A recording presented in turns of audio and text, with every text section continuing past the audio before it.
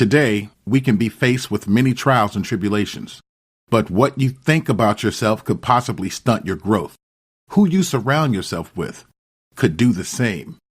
To stave off this nonsense, we choose to empower ourselves with simple prayers, thoughts, and actions that can create a better day.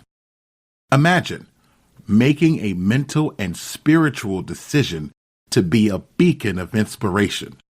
Today, on Fireback Radio, we talk with the woman who has done and continue to do just that. Up next, Dr. Kia Pruitt, right here on Fireback Radio.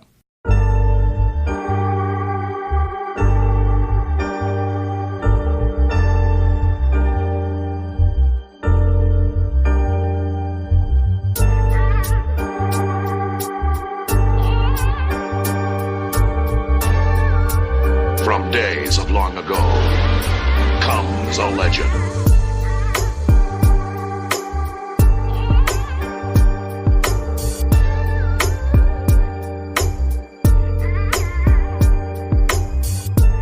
You have walked into the room of Fireback Radio. You can find us online at firebackradio.com. And of course, I'm your host, Brother Marquise.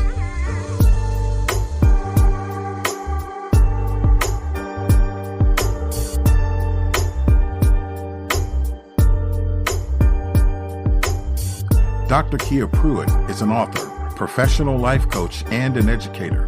Has a master's degree in counseling and leadership studies from Marshall University. She also has a doctorate of philosophy in education and counseling psychology from the University of Louisville. Dr. Kia Pruitt is also the host of the Dr. Kia Pruitt Show on Rumble, where she promotes strong family values and generational wealth. Dr. Kia, one of the things that I wanted to ask you is, and I know this sounds wrong, but who are you? And where did you come from? And how is it that we don't have enough of you walking around in the streets? I mean, what is going on? And I say that because you're like a lightning rod, and we need people like you. We need more people like you. And so I just, one of the reasons why I had you on my show is so that people can know that people like you are out here.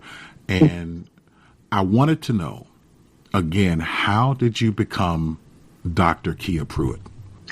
So the way I became who I am is when I was younger, I observed my experiences and my environment. And I said to myself, through my observations, that there is a certain way in which I want to channel this energy. And whereas there were some negative things and some positive things, I decided from an early age to take in everything and turn it around and make it positive. Right. I stuck through that all my life. So I did that, number one. And then secondly, I had a vision for my life from a young child. So when I had a vision for my life and I saw where I was headed and what I desired for myself, I knew that any experiences, any education, any skills, any knowledge, all had to be in alignment with my vision. Even if those things were a little challenging, some way I can turn it and transmute that energy. I didn't know the words transmutation, but transmute that energy to make it a positive for my life, because I had a goal, a mission, and a purpose to achieve here in this reality. Wow. So you were driven. That's in short, you were just driven to do the right thing. Yes. So did somebody have to hold your hand through the process, or this is just self-realization? And I mean, what happened there? No one held my hand through the process per se, but I had a very strict life with my mom. My mom was a single mother. She was 15. My dad was 17. And my mom didn't really know how to raise children because she was young. Yeah. She had my brother at 17. Then the next thing I know, when she had 5 children, she was a single parent. My dad was, he grew up in an intact family, but he struggled with drug addiction. Right. But with my mom, I saw hardship, living on, food stamps, projects, welfare, all that type of thing. And I remember being with mom and looking around my environment and thinking to myself, some kind of way, this has to be changed so that it will not affect my future generation. And then when I go to my dad's family, we had an intact family over there. My grandparents were married. They owned their own home. They had come from entrepreneurship, although they were elderly by the time I met them or came into this world. So, but there was a lot of love and joy and peace and,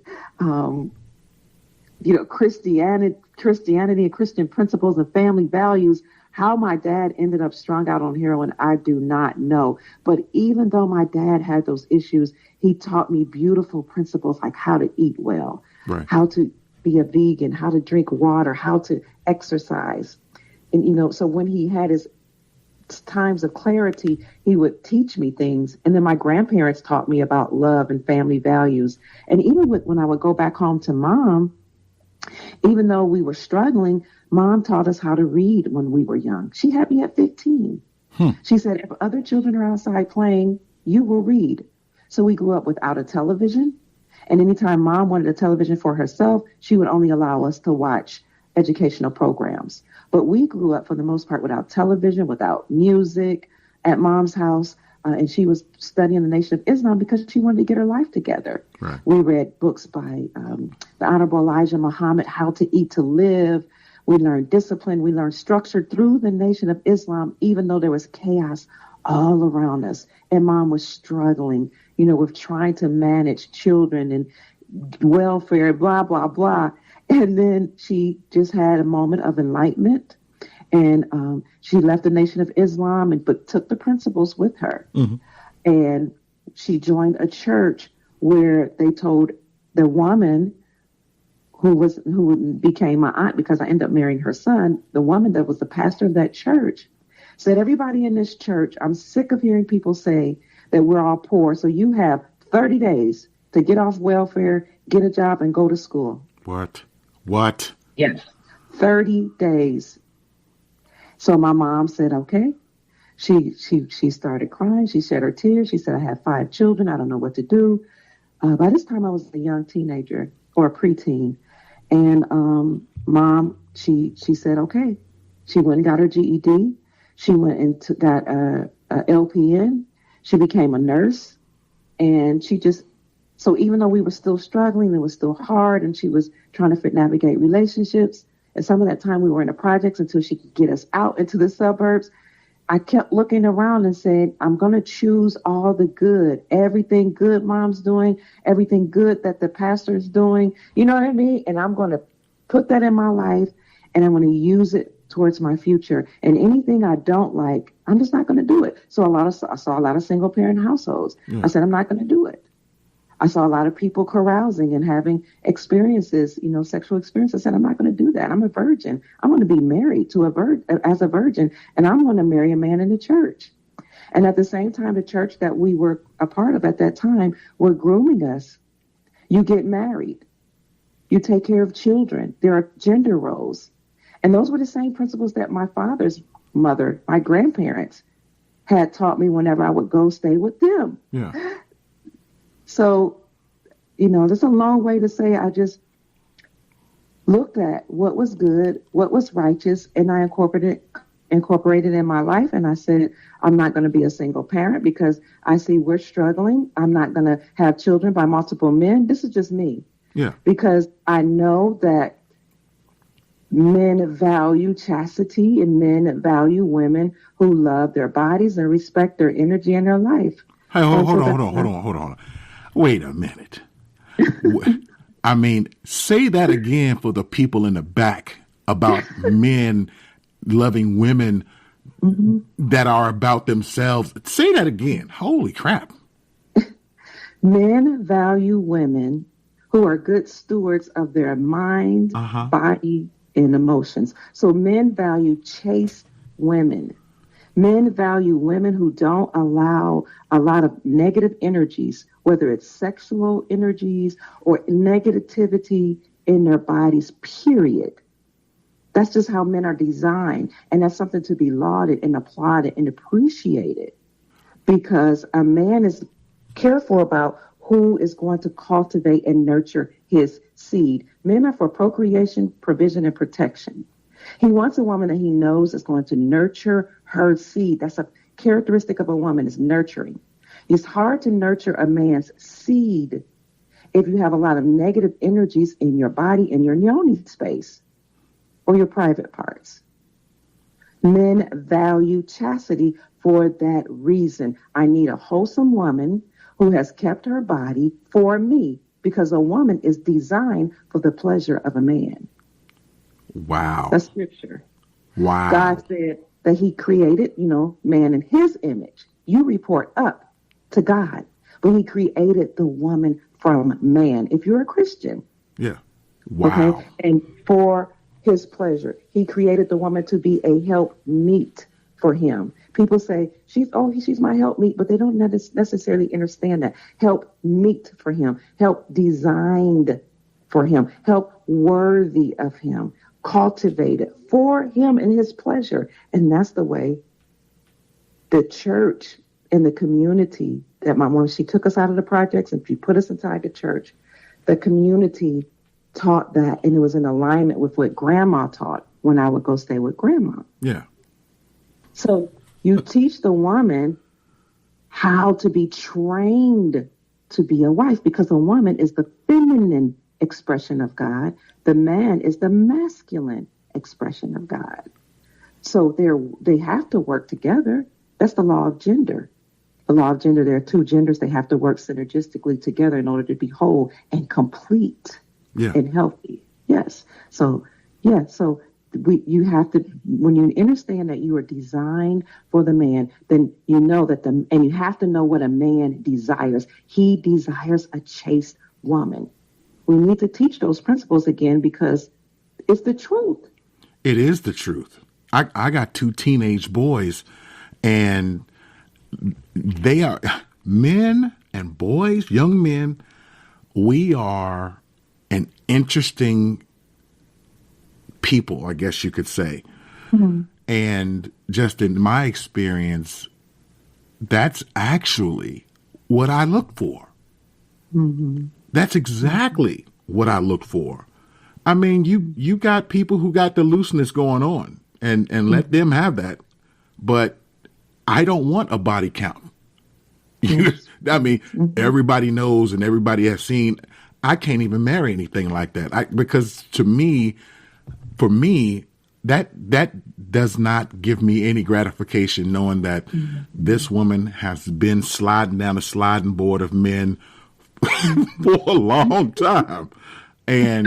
But for you to say that hit me square in the chest, and I'm glad nobody can see my face right now, because I mean, you brought a few tears, because it's like finally somebody speaks the truth, the absolute truth. And thank you for being that truth here on Fireback Radio. But getting back to how you were raised, you were not necessarily, well, some people will say you become a product of your environment. The thing that I heard you say is that you had the experience of both sides, and you chose one. Yes, absolutely. And in my lifetime, look, you and I, we walk the same path in that kind of manner, because in my background, it's the same situation. I saw the projects, the hood, the broken marriage, the violence in the streets, the violence in the home, the drug, the alcohol, yada, yada, yada. And I've actually had, in my family, the mayhem, and I sat back and I saw that. And I said that I'm not going to be that. The whole welfare thing. I remember listening to conversations of how you can play the system. And I was even told that I could play the system too. But I'm like, as a young person, I'm like, I can't even fathom that, because what if somebody's there that actually needs help? Yes. They can't get it because I'm occupying space. And so I chose not to go that route. It just didn't feel right to me. You know what I'm saying? I mean, you spoke about the energy of it. That didn't feel, I felt it. And that just didn't sit right in my spirit. And so I chose not to go that route. I mean, trust me when I say I've had every opportunity. Yes. But I didn't. And the woman that I married is outstanding. That's beautiful. Yeah, she is absolutely outstanding. I mean, we are all flawed, but you know what? We pick each other up. And if she has a boo-boo, I will get her a Band-Aid. I am that. Yeah, I am that kind of guy. But moving right along, I want to know, like, what did you see? You said I think you said your grandparents were entrepreneurs. What did you take away from that? When I was growing up and we would play in the store, my grandparents had a house with a store attached to it. But by the time we came along, we had the cash register, we had the freezer, we had things in there, but it wasn't operating as a store. She had lots of plants and stuff in there. I grew up seeing the store and hearing, go get the plants out the store, go water this plant here, or, stop running in the store. But I didn't really understand what it meant because it was just a part of everyday life that there was a store there. You know what I mean? That there had been a store there. We were playing on the cash register. It didn't even dawn on me until I was an adult that, wow, they actually ran a store. Yeah. And I knew we had some level of money because we had ownership. We owned our house. We owned land in the back. My grandparents were upstanding in the church. The whole community were property owners. So from an entrepreneurial standpoint, I just knew that there was a different mentality. They didn't talk about welfare. They didn't talk about gaming the system. They talked about family values. They talked about love, joy, peace, a God, being wholesome. We only saw my grandmother respect my grandfather. She called him daddy. When I got married, I called my dad, my husband, God rest his soul, daddy. Yeah. So she called him daddy. We ate at the kitchen table together. She was a traditional woman. She cooked, she cleaned, she ironed, she gardened. And when we needed extra money, she would work part-time at the school right across the streets, the school that she sent us to. So what I saw was a mindset that was different. It was an abundance mindset versus that scarcity mindset. Wow. Where I got to hustle, I got to get it. I got to game the system. I got to get it. I got to run. I didn't see that with my grandparents. It just everything just flowed so well. Mm-hmm. You didn't even think about their business owners. Right. And grandfather owned a sausage business in his youth. He was much older when I came along. He was about in his late 60s, 70s. Mm-hmm. So I had to hear stories about the sausage business as an adult. I didn't even know. I just know we had money. Yeah. So we never ate at restaurants, never ate McDonald's, never had, microwave food. So I never cooked that for my family. To this day, I won't. Never ate out of cans, which was different from growing up. And when I was with my mom, a single parent household for, the short period before she learned how to eat to live. Right. So, it was just a different mindset. Wow. Now, when you're talking about eating to live, what does that look like? So eating to live is living foods that nourish your body and nourish your cells. Right.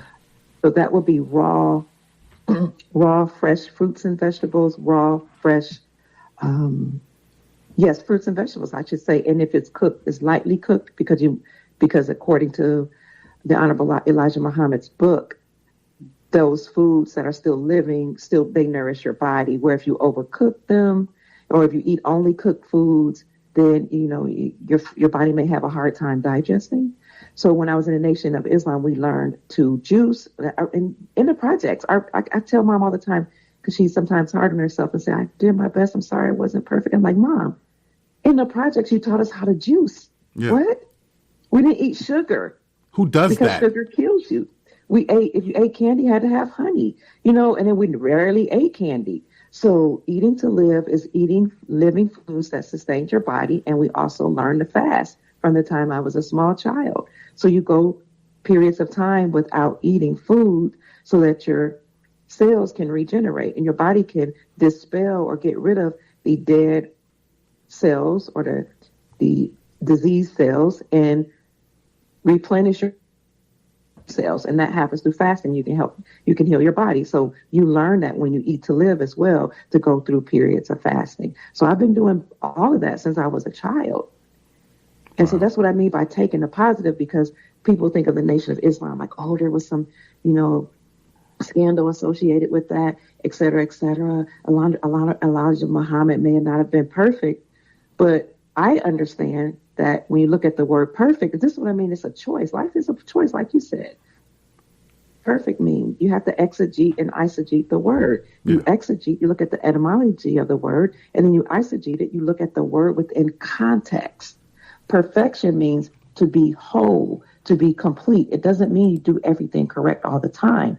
And then when you are in error, you correct yourself. So even when they talk about the Nation of Islam, I said, we left because of some of the things that were happening, but I'm not going to look and say, oh, I hate that. I mourned over it. I'm sorry. But I learned so many valuable lessons, so many wonderful things like how to eat to live. Yeah. So I thank God for those experiences. And now I know what not to do. That's right. And what to do. So, so that's what eat to live means, to eat foods that nourish your body and not to eat those that don't. So, dead foods, I don't eat meat. We went through periods where we did eat meat, but we ate what's called clean. We don't eat, the foods in the Bible that are prescribed in the Bible as unclean or that are prescribed in the Quran as unclean. We only eat those that are clean. Right. So there's certain meats and fish that you can eat. But I chose to be vegan. So because, I want to eat to live. This is the way it's best for my body. Right. Mm-hmm. Now, I want to talk about language for a minute. Now, I've listened to you speak over the last, I guess, few months. I've seen some of your podcasts, and your language is different. Like when you speak, you use different terms, different than the average person. Like I've heard you. For instance, you don't say good morning. Yes. Why don't you say good morning? Why, look, educate us. Why don't you say good morning? And I understand what it is, or I overstand what it is. Let me get it right. Why? What's up with good morning? Well, when I look at the word mourn, I think of sadness and sorrow. So there may be other definitions for the word mourn. However, when I arise at sunrise, it's my desire to rise joyful. So I'll say joyous rising or joyful rising or great rising, grand rising, because as you know, words cast spells. Oh, you girl, let me take. Okay, we're going to park right there. What you mean? It sounds like Gary Coleman. What you talking about? What you talking about? And that's some legitimate stuff, because we don't really understand. There you go again. We do not have the proper comprehension of what comes out of our mouths, because that was given to us in a manner that will contain us. Yes. So what do you mean by casting spells? So the words that we speak are very, very powerful because we are God. The scripture says, know ye not, you are gods. And it goes on in 3 different occasions that say you are gods. We are the embodiment of the creator or of source.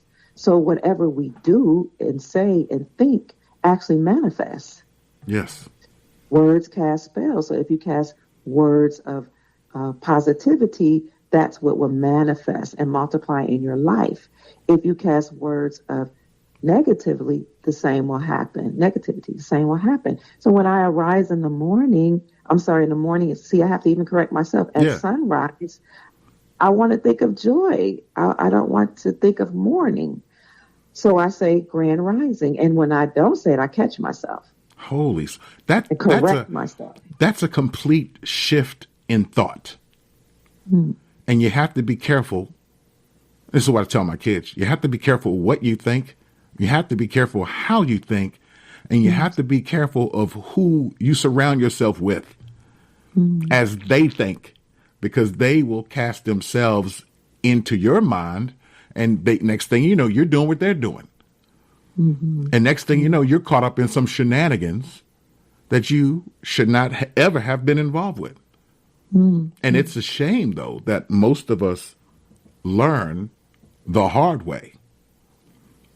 But but by your example, your parents and your grandparents' example, you were absolutely fortunate to be able to see the difference and then make a unconscious decision to do better, to uplift yourself out of the potential gutter that you could have easily just gotten sucked into. Yes. So when you're talking about language, it's even in the language that we speak. Yes. Now, you said overstand. What's the difference between understand and overstand? That's terminology is something I learned from the Moors. And I love that, I've been exposed to different people, different cultures, different religions, because I do my best to take positive things from that. So I don't stand under anyone because I'm God. I'm the embodiment of God. I'm God's child. I'm source, in flesh, however we choose to see it. So I don't stand under. When I say I don't stand under anybody, I mean I don't stand under a rule of government. And so I know that when they came up with understand, what they were trying to say is, do you realize that you stand under our authority as being a slave? Wow. That's one of the reasons I don't like the word black, because black means you have no standing in law. You don't exist. You don't matter. So I don't call myself black. So when you get people to say I'm black, that's a whole nother discussion. Yeah. No standing. And I do have standing in law, which is not underneath anybody as a sovereign entity. Right. Now I may work with somebody. I may even stand behind my husband because he protects me. But to stand under, no. Wow. So casting the spells. Yes. They do it everywhere. They teach this in school, and even in law, they teach it in law. It's a part of law. And what about the attorneys? What about the judges? Do they even, I think they have their own language, which is why you need representation when you go in there. I see. Yes. And that's interesting all by itself, because if you don't know the speak, then they will hem you up just by the language, and you don't even know how you got there. That's completely the truth. Yes. Yeah. So when I listen to you, I hear certain things that just kind of pique my interest, and you kind of hit me in the chest when you're talking about casting spells with language. That I got stuck right there in that moment. Sorry about that. Sorry, not sorry. Right. So like you said, we have to be mindful of the words that we speak, because words are energy, and energy actually materializes. Absolutely. And that's what you did as a child. Yes. Growing up, seeing what you saw, you made a determination and you went for it. And then as you grew, you continued to learn and then speak life into situation. Yes. And now, I'm sorry. Yeah. And now you are, people know you around the world, Dr. Kia. Thank you.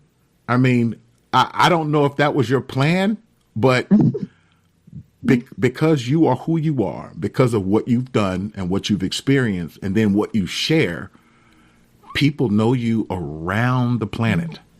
Praise you. And congratulations, by the way, to that. Thank you. Yes, Thank indeed. You. So so continue on with the story. I mean, as far as your education goes, yes. What drove you? I mean, did you say, okay, I'm just going to go to college and get a degree like most people, or did you, or were you pointed in a direction and I want to get to a particular destination? What happened there with you? My mother told us all the time, you're going to college, because she didn't finish high school. Mm-hmm. And so she made sure we made very good grades in school. She was very, very present, even, as a single mother. Yeah. She was very present. So she said, you're going to college. When I became a teenager, though, I knew I wanted to be married. I knew I desired to be married, and I was I had a dilemma. So my mom said, I don't necessarily want desire for you to be married, because as I was coming up in the church, I knew this is the best route for me, because I didn't want to be fast. Fast was a bad thing for women to be fast back then, or loose, or to have activities before you were married. Yeah. And, so I was like, okay, I'm probably going to get married at 18. But my mom said, I don't think you should get married. But if you do, you must go to college. You must. So I went to this college that my husband went to, and his sister, and our friends that grew up in the church and our community went to. We all went to the same college. Mm-hmm. And I went to college there, and I desired to be a journalist, but they didn't have journalism there. So what I had to do was create my own program. I had to say, okay, they may not have what I desire, but I can create what I desire. And that's how I went about my life. So I got the degree, and then I just knew that in my soul that there was a high purpose for me, that one day I would be a prominent figure, but I did not know what that would look like.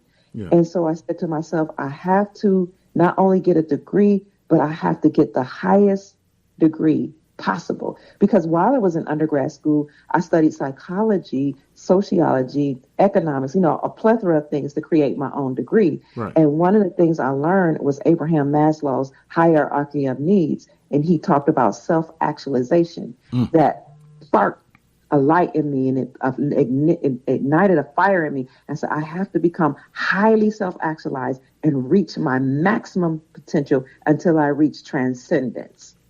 And so the bachelor's, it served its time, it served its purpose. Then I said, okay, now I need a master's. I want to study leadership. I need to study how to counseling, because I need to heal my wounds. I need to heal my community. I need to heal my marriage. I need to heal my children. So I got a degree in master's in leadership, and then a master's in counseling. And so I just kept going until I felt I was continually maximizing my potential as a God being, or, some people say human being, but I knew that, no, there's something special about each one of us. We're God in flesh. We're spirit having an experience. And I'm going to have the highest experience possible, so that I can achieve joy and peace and love and all those juicy things that the Bible talks about. Yeah. And even that, that all of the religious and spiritual leaders talk about. I'm going to reach that, even in education. Every part of my life, emotional, psychological, physical, financial, educational, is going to be highly self-actualized. I'm going to maximize my potential in every area, so I can have the greatest experience in life and provide that for my family and all those who are around me. That's what leaders do. Talk about it, girl. Wow.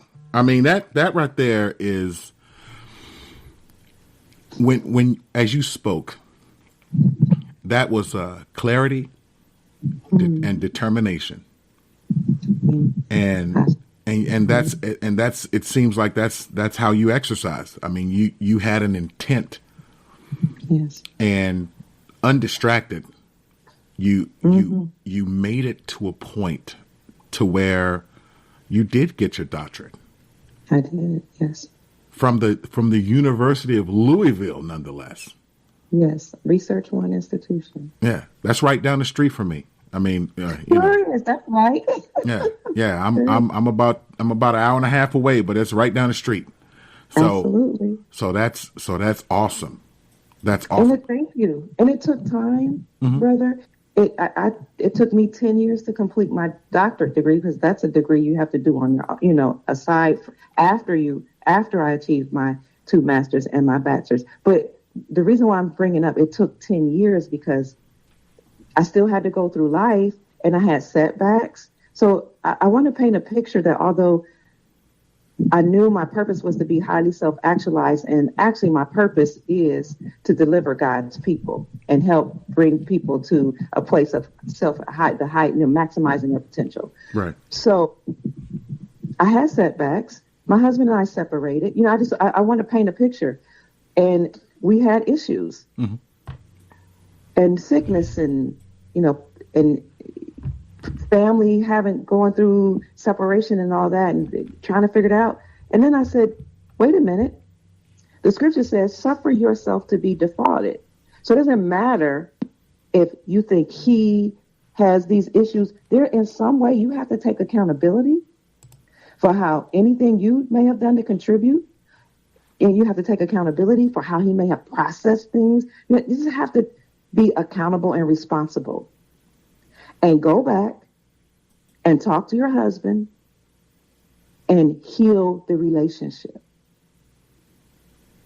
Because if you're self-actualized, it's not about what another person did. It's not about, I was mistreated, I was abused as a child, I grew up in a single parent household, I experienced poverty, I saw projects, I saw people lose their life. No, it's about all these experiences made me the person that I am, and now I have a level of compassion where I understand and understand that people go through things. So I learned to process and say, let's go back and heal this and fix it for the sake of love, for the sake of peace, for the sake of family, for the sake of legacy. Woo! Yes. So to those people who are going through, in addition to what you just said, what else would you add to that? To people who are going through the trials, the tribulations, the nonsense right now. I mean, there are some people who might not be able to see the forest through the trees, and it's hard. Life can deal you some serious blows. Life and death can happen. It does happen every day. What do you tell somebody to get them to appreciate where they could be? How do you move them from point A to point B? What is the steps to doing that? Okay. I would say first, if you are able to ask yourself, what is my goal? What is my desire? How do I see my life playing out? What is it that I desire for my life? Because without a vision, people perish. So have a vision, and sometimes you may not have that vision. Write it down, create a collage, do whatever, even if you don't see how you're going to get that there. Right. Have some type of goal in your life. And if that's hard to do, and even if it isn't, I would suggest some type of counseling, whether that be pastoral counseling, spiritual counseling, traditional counseling. And when you talk about words cast spells, I try not to say therapist, because one day I had an awakening that therapist says the rapist. It's true. Oh my God, that rapist. No, I'm gonna try not to use that word. So get counseling, and healing. There are many ways you can do that. Go out in nature, different ways, but know what your goal is for your life, and then get counseling to help you deal with the setbacks, the trauma, the trials, the wounds, all that. Get some type of counseling. Even if it means some people do counseling in their home, by praying or meditating or offering libations to the ancestors, whatever your way is. Or I actually, even as a counselor, went to go see counselors. Of course. And work through those issues. But sometimes you have to be wise about the counselors you choose and not allow them to just let you ruminate over your issues over and over and over again. Right. Because talk therapy sometimes can get caught up in a loop where you're just talking about all your troubles, your problems all the time, and then you just keep manifesting that over and over. Talk about it and then move on. What is your ultimate goal, and then what are your objectives to getting to your goal? Wow. And then you set SMART goals. What are the steps or objectives? They're also known as SMART goals to get to my ultimate desire. This is something I'm a certified life coach as well. Mm-hmm. Something I learned that life coaching is different from counseling. Counseling, talk therapy, a lot of that is just about dealing with your issues. Life coaches take you from where you are and where you've been to where you desire to go by setting SMART goals. SMART. Are they specific? Specific goals. Are they measurable? That's the M. Wow. Is it achievable? Can you reach it? Is it reachable? And is it something that's time tested or set a time frame for? And then get the job done. No excuses. Get it done. You're God in flesh. Take accountability for where you are. Take accountability for your life. Take accountability for the relationships you've had. Take accountability for the mistakes you've made. Take accountability for the fact that you may have put yourself in certain positions to even go through certain life experiences, because a lot of things is by choice. But even if things happen to you, take accountability for your life. And then set a goal, set specific objectives, what we call SMART goals, to achieving that goal, and get it done by any means necessary. Shut up and do it, in other words. Yeah. Thank you. Shut up and do it. Yes. I just want to tell you, my wife is a life coach. Okay, wonderful. She's a life coach. She's all of that and a bag of chips. And she says hello, by the way. Hi, Mama. It's an honor to be able to say hello to the Queen. Yes, indeed. And so what you're saying, trust me, I hear it, I see it by her example, and she even presses me, and that's not a bad thing. It's great to have somebody who will definitely smack you over the head with a dose of reality to push you to do better things, and to go beyond yourself.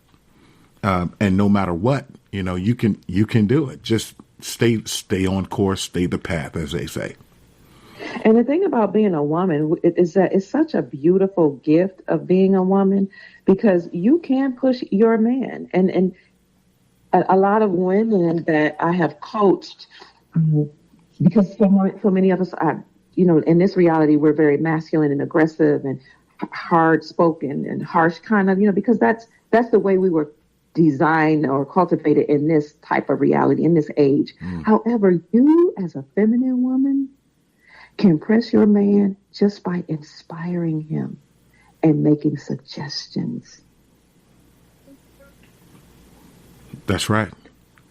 I would agree. Offering different ways of seeing things. Especially if you have a man that can't hear or just hard. Maybe he's caught up in his ego. We were raised to believe that all men have ego, so you massage his ego. You use your femininity, your feminine wiles. That is true. That is true. And my wife is giving you high fives and thumbs up and smiles. And he and I know that a man will say, "I'm so glad I thought of that," and he will take the credit because he's the leader, he's the man. And men have egos. So as a woman, you know that may happen, but what we're more concerned with is getting the job done, getting the goal accomplished. So even if he says, I'm so glad I thought of that, or even if he walks about like, yeah, I feel good, I'm a man, I did that. We're thinking in our mind like, yeah, okay. It's okay, sweetie. Yeah, you did it. In the back of our mind, we're like, I knew I could get it done. You know what? I'm not even going to tell you how right you are, because you already know. I mean, and I'm glad. I'm glad you can't see my wife's face right now, because if she could roll on the floor and laugh, she would be doing that. Because it's funny because it's true. You are speaking the language of my wife right now, and that is okay. Yeah, and I think women should also know that, speaking to the audience, that doesn't mean you're not going to have arguments. That doesn't mean you're not going to agree. It just means that at the end of the day, you realize that you have a very critical role as the woman to breathe life into the man and life into the children and life into relationships, because that's what we do as women. In the Bible, it talks about the Father, the Son, and the Holy Spirit. The way the ancient Egyptians would interpret that is Asar, Aset, Heru, and the Holy Spirit being mother, Father, Son, mother. So if the Holy Spirit is mother, and we know that spirit is breath and life, the mother breathes breath and life in the man.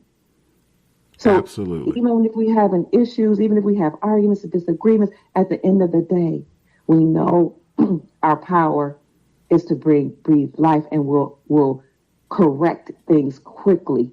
So I just wanted, the reason why I brought that up is because some people think, oh, when you teach these principles, you're taking us back to the 1925s and you're acting like everything's perfect and you're not going to have disagreements. I'm not saying that. I'm saying when you understand and overstand that a male is structured, disciplined, he only sees things, he not only, but usually sees things as black and white. He wants to get the job done. We're more colorful, a little warm, we're flexible, we are emotive. And some people will call that chaotic energy because we ebb and flow, which is a good thing. And so, but you have to know your power as being ebbing, flowing, emotive, nurturing, kind, loving, peaceful, all those things to bring the relationship back to where it needs to be, even if you have a disagreement. Yes, absolutely. And that, as far as disagreements go, you can have plenty, but it's how you operate within that disagreement that can bring you peace, even in disagreement. Yes. Because my wife and I, we don't agree on much. We don't necessarily agree on much, but it's how we interact in that disagreement. Absolutely, because you're two different people, two different personalities. You get two different experiences, and then you become one, and that takes work to synergize, to learn to synergize. It does, and some of that is ego, to where you really have to downplay that ego, and you have to be like fluid. You got to get in where you fit in and make a difference. And let me tell you something that the women taught us in the church, and my grandmother taught us, is, gosh, you were talking about disagreements. It escaped me. What did you just say about disagreements? Oh my God. Oh, if you can't talk it out, or if like the ego gets in the way and your husband he just can't hear it or whatever, they taught us, look, you have power. You're spiritual. Go to source, go to God, pray until you reach the heavens. Pray, speak in tongues, whatever, speak in another language, speak to source, God, or pray to your ancestors. And what you do is you're creating an environment that's conducive for your man to hear you. Because men they have egos. They were created for war. They were created to discipline, to lead, to fight, to challenge. They have to have egos. But you can massage his ego, not just by speaking pleasantly and loving him, by going to his head, which is the creator, God, Going to his ancestors. That's a cheat code. Yeah, it's a cheat code. Dance before the ancestors. Dance until you go into a frenzy. Dance, dance, dance, dance until you change and transmute the energy in the room and in the house. So when he comes in that house, he doesn't know what happened. When he comes into your room, he doesn't know what happened. All he knows is all of a sudden a spirit of calmness and peace came over him. That's what the woman is supposed to do. We provide a covering too, in that we know how to go through the ancestors and to God and to source, to higher powers, to set the atmosphere for our husbands, to be able to calm down or whatever, or see our side. So if your feminine wiles aren't working, or it's a little challenging, or, maybe this issue is bigger than speaking kindly to him, or, bringing him a hot plate, or taking care of him by your wifely duties in the bedroom. If that's not working or it's challenged, that's all right. You got another arsenal, another weapon in your, what they call it, arsenal. And I'm not a war person, but that's all right. We're gonna make it. We're gonna make it work. But I'm gonna tell you like this: my wife is. I think she has a difficult job, but as far as dealing with her husband is a very simple man. Let me tell it. And all she really, let me tell it. My wife's giving me the gas face over here, but I'm a very simple man. Like when she pisses me off or when I'm upset, there's like 2 or 3 things that can take care of me. And a tomahawk steak is one of them. And I'm sorry, I eat the meat, but when my wife can soothe me with curry goat, or a lot of times she'll just smile and speak because I love her voice. Yeah. And she'll tell me, "Here, come lay down." And she'll talk. Matter of fact, she'll get on the phone and start talking to people. And I'll just listen to her voice and I'll fall asleep on her lap. That's beautiful. And I might wake up still upset, but that hyper anxiety, that tension is gone. And we can actually then have a conversation. And a lot of times for me, like when I get upset, see, I know myself too. It's like when I get upset, I need to lay down. I need to close my eyes and reset. Because some things out here drive you to drink. They'll drive you to do stupid. They'll drive you to react strongly, and it's not in your best interest at that time to react as you see it in your head because it's dangerous.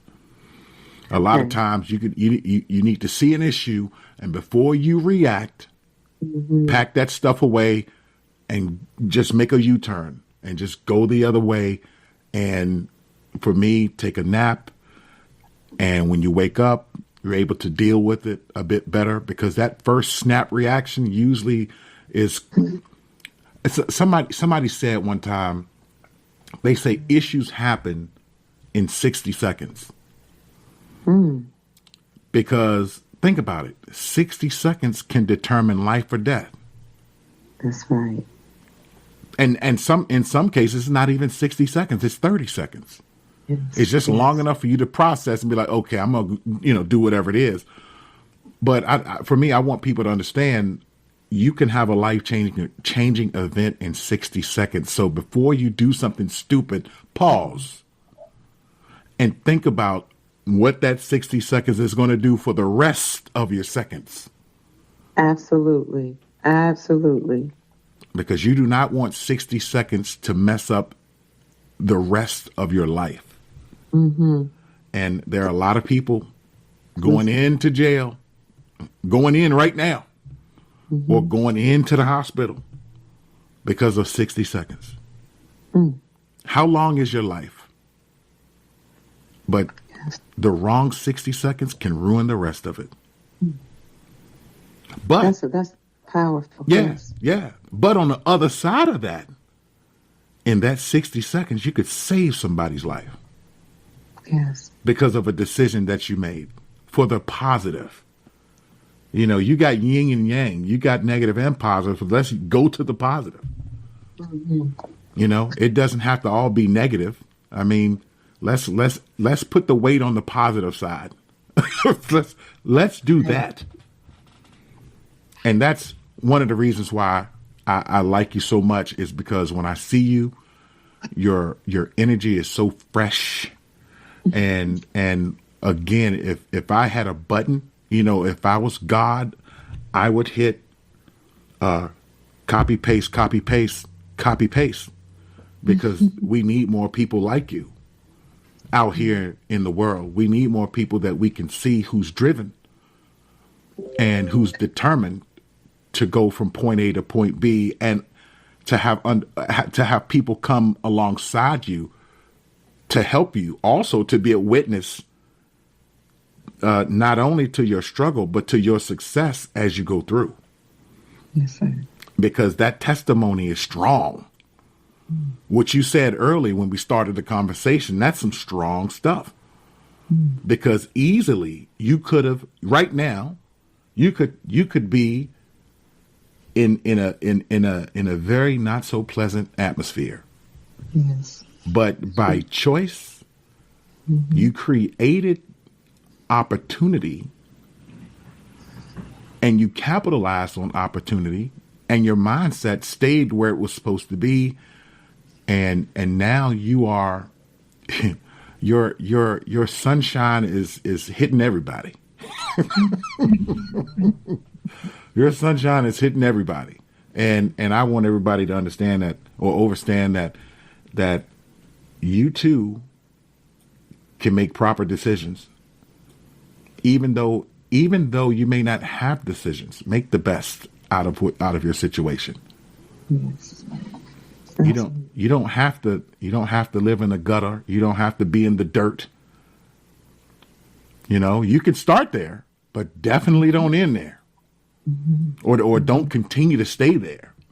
Right. One of the things I like doing is exposing my children to different things. Okay. One of the things that I learned when I was, like, my mom died when I was 16.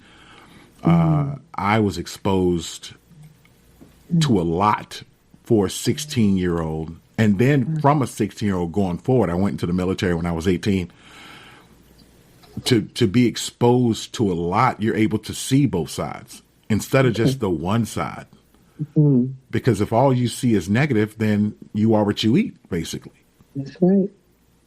And it doesn't have to be like that. So to all the parents, make sure you expose your children to bigger, better, brighter things. And also you don't even keep the same circle of friends, because if your circle of friends are not on the same vibe as you, then you're going to have to let them go about their way, because the last thing you need is to have anchors dragging you down when you're trying to get up. Absolutely. And as they say, haters are going to hate. You know what I'm saying? And that's okay. You keep moving, and you can say, hey, I'll throw you a lifeline. Come on if you're coming. You ain't got to hate. Come on if you're coming. I'm over here.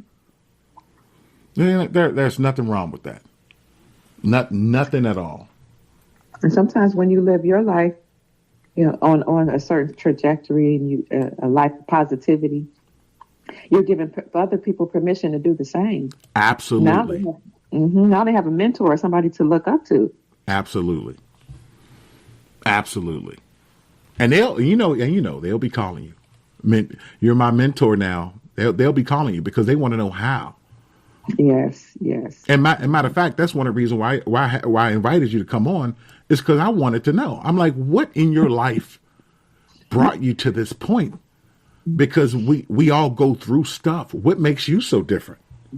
Yes. And you were fantastic enough to let everybody know, hey, this is your story. And everybody has, a lot of people have the similar story. Everybody has similar opportunities. Choose wisely. I mean, even down to the husband, choose wisely. Yes, yes. And you have to know, when it comes time to choose a husband, you have to learn about men and what men desire. It's just like if you were trying to qualify for a job, you need to know what the job description is, what they expect out of you, and whether or not you can meet up to those expectations. And if you can't and you desire that job, then you get the job done. That's right. It's the same when you're looking at a husband. What do men want? What do they need? How are they designed? And then qualify yourself for that mate. Or if you already feel that, you have things together, still for a particular person, you need to know what it is they need. That's and right. This is the issue that I see in the community, is that a lot of us don't really understand men and what they need or what they desire. So as a woman, you should, in my humble opinion, qualify for that job. And of course he should qualify too, but men do the choosing when it comes. Men grant access to relationships. We grant access to sex. I'll just put it like intimacy. And that's the only, if I may, a lot of times nowadays, what I'm seeing is that women are only qualifying themselves by showing their backside. Exactly. And to me, it's laughable, because if that's all you have to offer, then that's my only expectation of you. Right. And no, you're not wifey materials, because a wife would know better.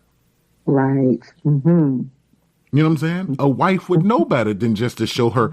I mean, it irritates me that these young ladies and some of these old ladies, older women, they'll turn their back to the camera and then twist around so you can see their face. I'm like, what you showing? What are you doing? Mm-hmm. Yeah. I met a woman who's a model, and this woman says, this is what she told me. She said the reason why she got out of being a model was because she got tired of being looked upon like a piece of meat. Mm. And I can appreciate that. I've met a few of them who said the same thing. But what I find interesting about, like this one that I'm thinking of, who said pretty much the same thing, when I saw her photograph on Facebook, she showed her entire backside and say, what would you like to eat? Because she was at a buffet or something. She was with a tight, very short dress on, skirt or whatever. And what would you like to eat? Come on, man. You can't have it both ways. You can't. You can't have it both ways. Men are simple. Men are very simple. If they see something that they like, they're going to try to take it. Right. They might not want to keep it, but they will take it. And if it was easy for them, it's easy for Fred and John and the rest of them. Yes. And that does not make you a keeper. That just makes you temporary. You know what I'm saying? Because all tires, and my wife hates it when I compare women to tires, but men see things like cars. Okay. A woman is to be treated like a tire. You know what I'm saying? I mean, after you run the tread off of her, get a new one. Ooh. You know what I'm saying? But if you present yourself like a tire, then a man will run that tire till the tread come off and get another one. And what's crazy is I've had women say, "Why wouldn't you want to marry me?" And my answer is simple: you ain't got no tread left. Ooh. Because everybody else then drove, and you ain't got no tread left. And like you said, you had run flat with extra tread on your tire because nobody had you until your husband. That's right. So you're the ultimate keeper. And this is coming from a man. You know what I'm saying? This is coming from a man. I don't speak for all men. I'm just saying in general, this is what a lot of men see. But a lot of men want a woman who's kept. Yes. They're not going to necessarily tell it because women are too busy trying to show you what they ain't got no business showing you. Right. The big secret is men will look if you show them.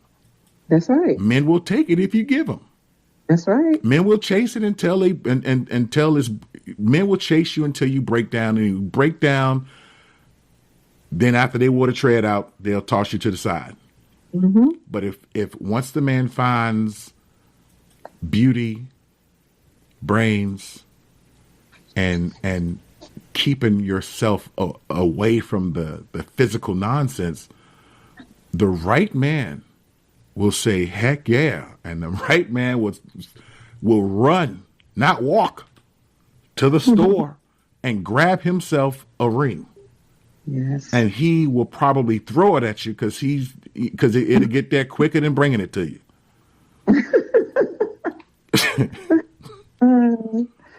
I love that. And like, I'm not gonna tell you about my wife. I'll have to say that for another time.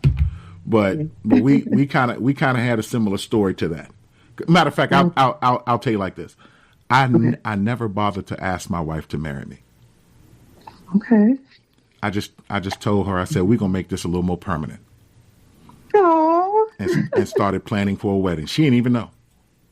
Wow. She didn't even know until I said, yeah, so we're gonna get married somewhere. And she's like, what?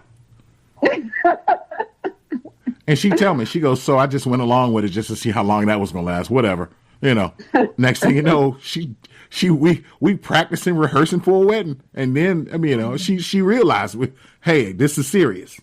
Yes. Mm-hmm. Yeah, and if she wanted to flee, she had her chance. But she didn't want to flee, and it's been 22 years this November.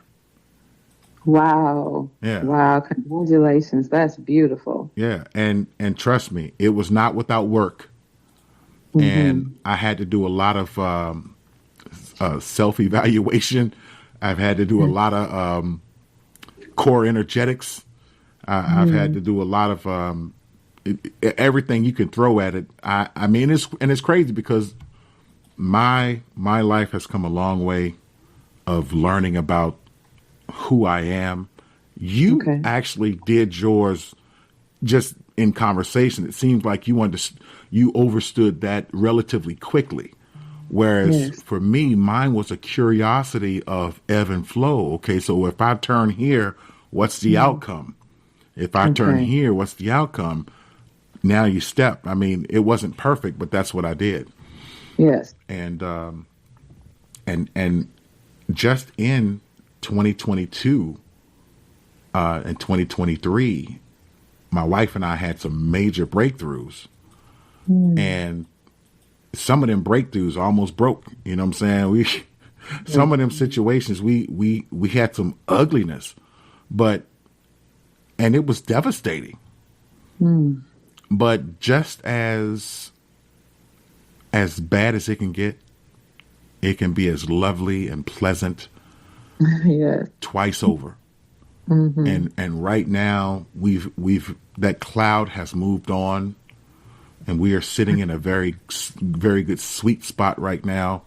And the good thing about her is that she surrounded herself with a lot of women who are loving and caring, and they encourage one another. She doesn't deal with people who are backstabbers and backbiters. Yes. Mm-hmm. You know what I'm saying? That's... So, and for me, that's one of the things that I did too. I can't deal with foolishness. Mm-hmm. So my circle is very small. My circle is very small, and I like a small circle because now I can definitely manage, and I can have fun. I can be who I am, and the people that I deal with, they hold me accountable. That's the other thing too. Yes. And for the people who are listening, definitely surround yourself with a team who's going to hold you accountable. Mm-hmm. Because even if you're having a thought of skating to the left, they're going to put up that bumper and bump you back to the center. That's the truth. I was just telling my son that today, that I have people in my life that are that way. Yeah. My oldest son is about 35. He's 35. But we were talking about having people to hold you accountable. And he said, he's like, yeah, really? And I said, yeah. And I asked him, I said, sister so-and-so? He said, yes.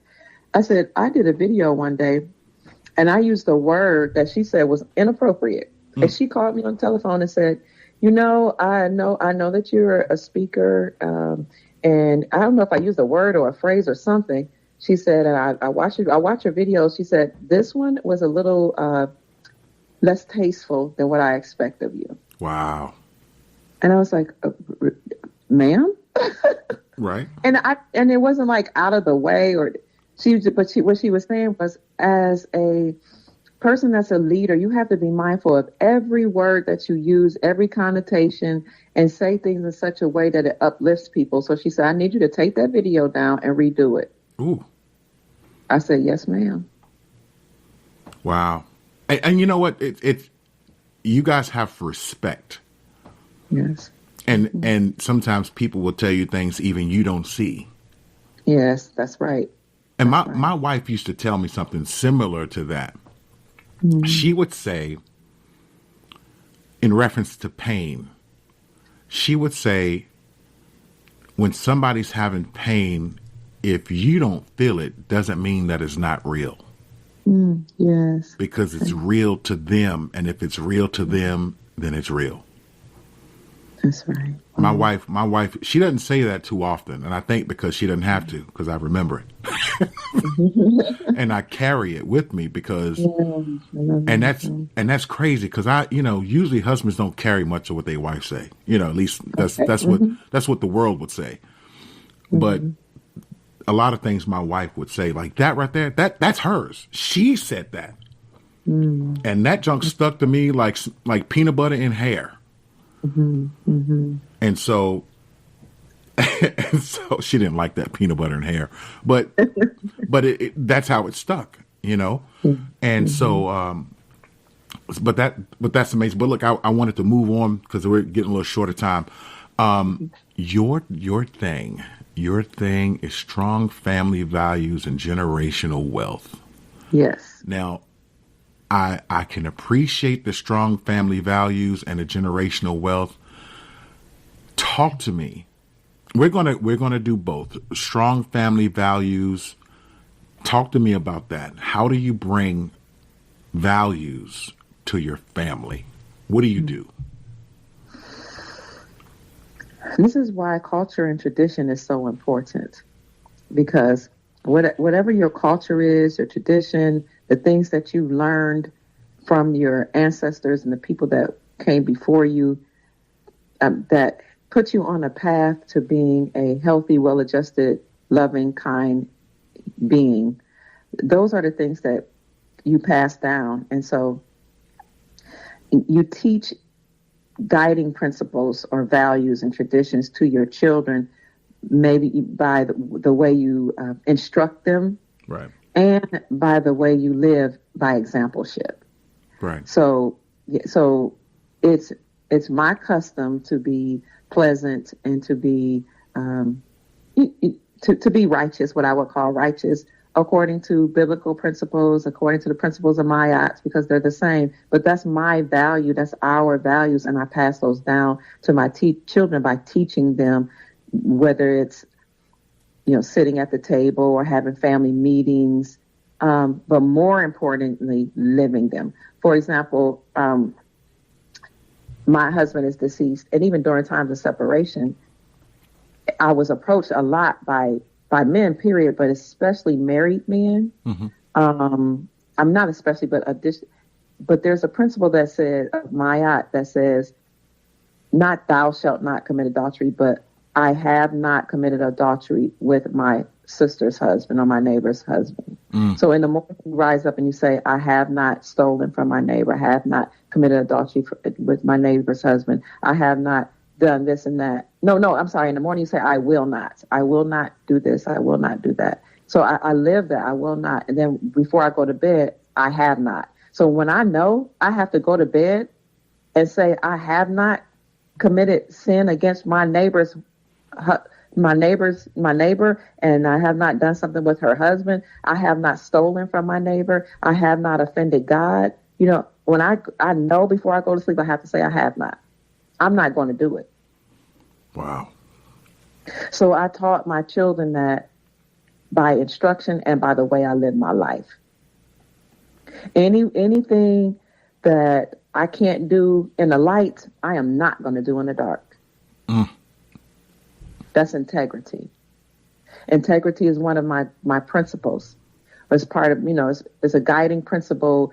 It's a part of my legacy that I always desire to teach to my children. Right.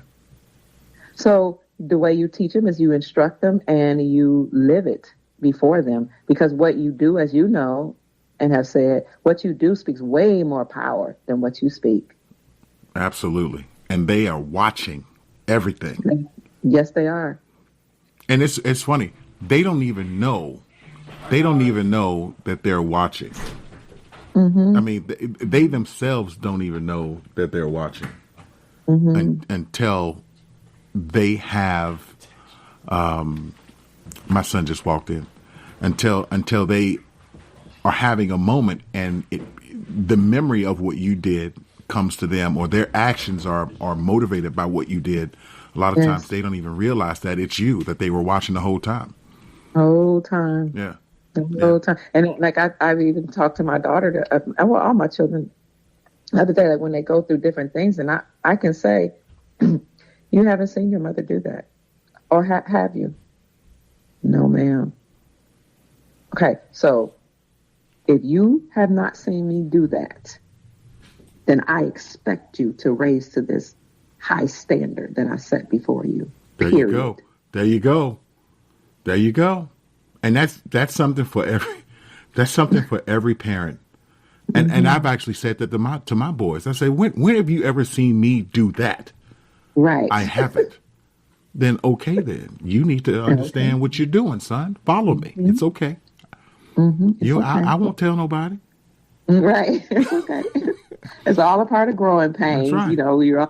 Everybody's trying to reach a level of maturity and perfection. Yeah. And that's one thing that I'm probably like you and your wife, and that I expect perfection. I'm not one of those that say we can't be perfect. We all got, we all make mistakes. I do know that we all make mistakes, but I expect perfection. I expect wholeness and completion. I expect you to reach your potential, your maximum potential. Absolutely. And that's how I live. So that's what I expect. That's right. I've actually told my kids one time, and maybe this is my mistake. This is what I told them. I said, listen, if you're going to make mistakes behind these doors, this is where you make them. That's right.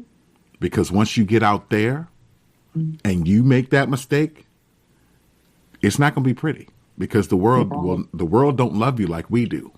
And I will tell them, I say, I don't mind you making mistakes. Just understand that it is what it was.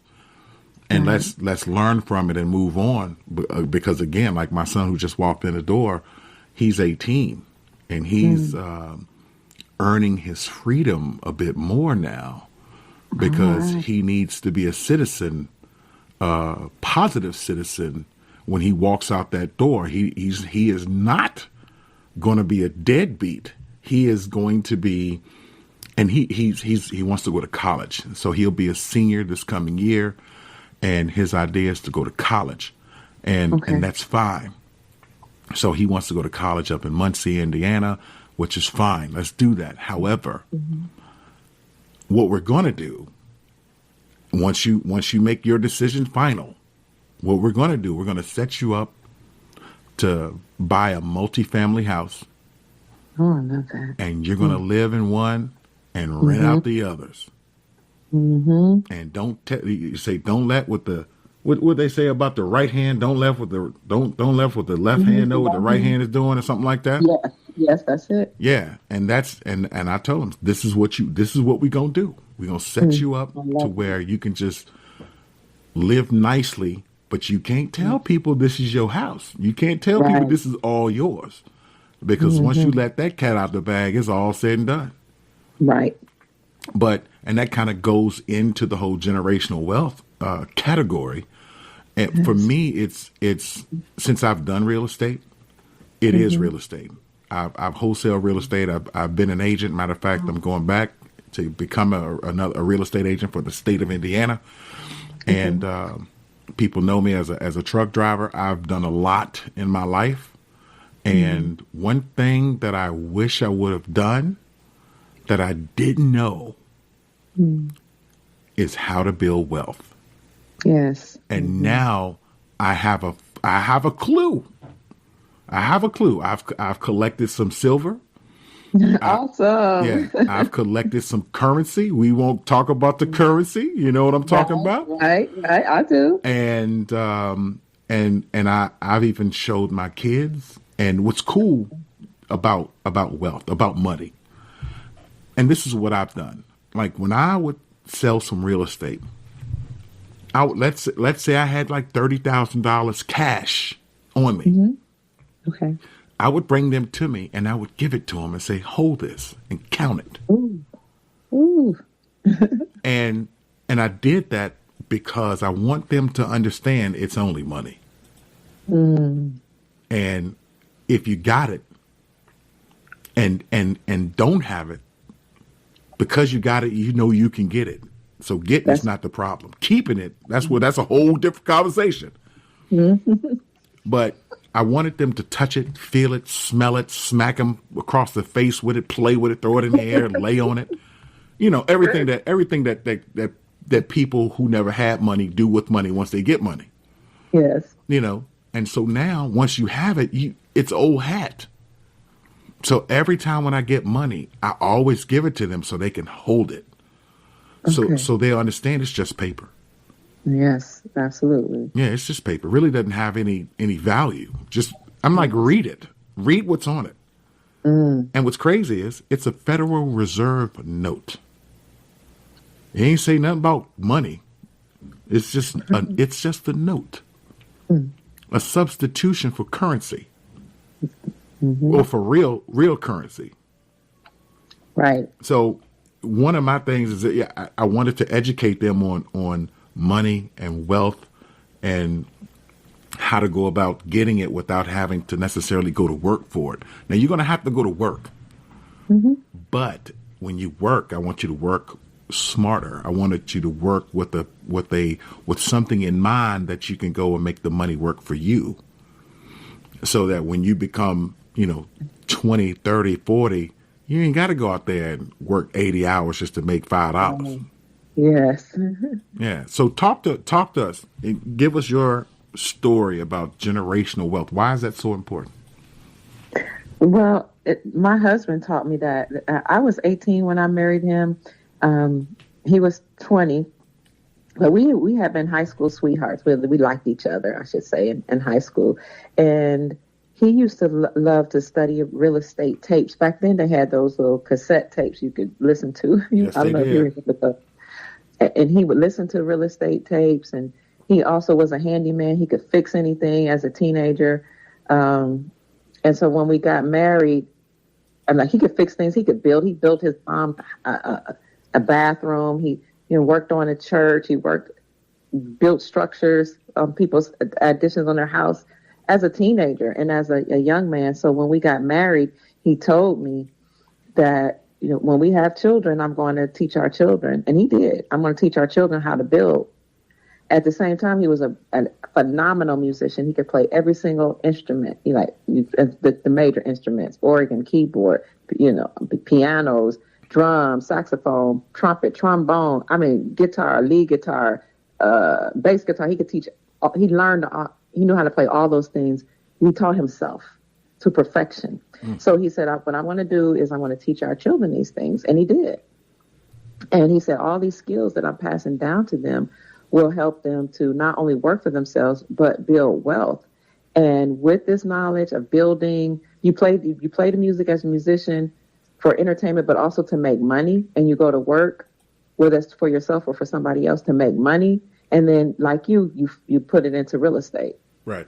And so I watched him do that. And my children grew up watching him do that, and they worked with him in construction and flipping houses and things like that. So it became just a part of our lifestyle, that this is something that the business you can pass down, the homes you can pass down, and then being a person, for me, much later, who came to understand and overstand that silver and gold are money, like you, I taught my children, this is real money. And this is something that I'm going to pass down to, my grandchildren at some point. So, like you said, you just live the life before them, and instruct them along the way. Make it a part of your culture, a part of your family, and just live it. Just do it.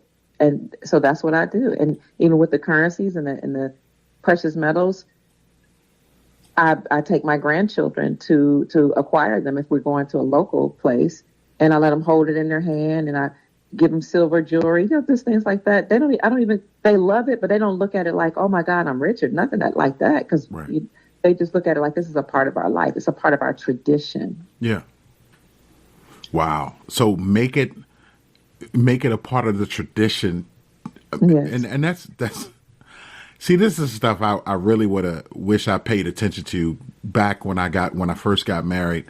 We would definitely be in a different place right now. Mm-hmm. You know, but that's okay. To everything has a start. Mm-hmm. And I started, and this is going to change my family tree. Absolutely. And that's what I'm all about. I mean, of all the things that could happen, matter of fact, one day I'll get time, I'll tell you the whole story. But of all the things that could happen in my life, my mother changed the family tree by making a decision to not stay in the projects. Mm-hmm. And her life was hard, but because she made that choice, it gave us, the children, options that we could see and attain. Yes. And that's exactly what we did. And for me, I'm carrying that torch to my children. The only downside that I see is that I cannot plug. If I headbutt my kids enough, I can't seem to put my memory and experiences into their heads. So that's the only problem that I have. I kind of wish that I could put that into them so that they will have an appreciation for the struggle, generational struggle. I'll say it like that. Mm-hmm. But with life, they themselves will have their own ups and downs, but at least they'll have support. Yes, absolutely. And I told my kid the other day, I'm like, you don't have to do anything alone. You're not by yourself. Mm-hmm. I wish my dad would have told me that. But my dad told me to do some other things that were just, he told me to do some other stuff I won't repeat, Right. But building generational wealth, what do you think the best way to go about it? I mean, just in your opinion, if you have a young person who's listening, and they wanted to, and they were curious, what about this generational wealth? What can we do, or what would you tell them? Well, I know that silver and gold are not only money, but silver and gold are wealth, because that silver and gold maintain its value. It holds its value, and it increases in value over time, because those are natural resources. So, I'm what's the word I'm trying to say? I'm biased in that I love precious metals. So what I would say is consider what wealth is and what it means to you. Mm-hmm. So on one hand, wealth, for a lot of people, your health is your wealth, because without having health, you won't be able to enjoy whatever you built up. That's right. Secondly, I would say consider what wealth means to you and how you can create it or acquire it, and then do that. So for generational wealth for me is the money, the fiat dollars that I have, putting that into something that's meaningful, whether that's land, silver, gold, or cattle. That's what the Bible defines as wealth. Land, you could look at the scriptures. I did a video on that. Yeah. Land, cattle, whenever he talks about somebody had wealth, it's usually land, cattle, silver, and gold. Right. You can add, diamonds and all that to it. But find a way, a means to be able to acquire those things and then hold on to them, because they're very valuable. You don't just spend them. You hold on to them so that you can pass it down to your posterity or your future generations so that they can know that they're financially secure. But once you acquire them, make sure you put things in trust, because trust is a part of estate planning. And that way, when you put them inside of a trust, not a will, but a trust, you're putting them in a secure type of, it's like it's an avenue or something that's created to put them in securely so that nobody can take them in the event that you pass away. Right. Or somebody tries to sue you, they can't take what you have, your wealth, what you've acquired, even your house, your car, all of those things that that you acquire should be put into a trust so that nobody can, if they try to sue you and you only have this one particular car in the trust, you don't own the, first of all, they have to figure out who owns the car. You don't own the car. You don't own the wealth. You don't own the houses. You don't own the land. Your trust owns it, right, and you manage it. Own nothing but control everything. Absolutely. Yes. So figure out how you can, acquire these certain things that you can pass out onto your children and do it and protect it. Wow. And teach children about it. That's what I'm talking about.